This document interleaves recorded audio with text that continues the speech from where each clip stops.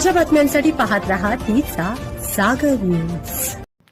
कृष्णा नदीच्या पाणी पातळीत झपाट्याने वाढ, नागठाणे शिरगाव बंधाऱ्यात दुसऱ्यांदा जलमय।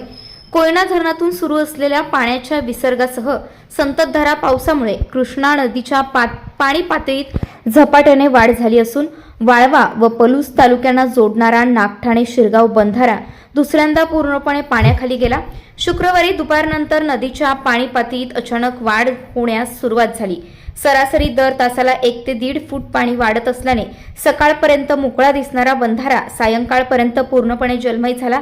नदीपात्रातून मोठ्या व वेगाने पाण्याचा प्रवाह सुरू असल्याने परिसरात सतर्कतेचे वातावरण निर्माण झाले। अचानक वाढलेल्या पाण्यामुळे नदीकाठावरील अनेक शेतकऱ्यांच्या विद्युत मोटारी पाण्यात बुडाल्याने त्याचे मोठे आर्थिक नुकसान झाले। दरम्यान वाळवा शिरगाव दरम्यान नव्याने उभारण्यात आलेला पूल सुरू असल्याने नागरिकांना वाहतुकीसाठी पर्यायी मार्ग उपलब्ध झाला असून पूर्वीप्रमाणे मोठी गैरसोय टळली आहे। अशाच घडामोडी जाणून घेण्यासाठी पाहत रहा तीचा जागर न्यूज। ब्युरो रिपोर्ट तीचा जागर न्यूज।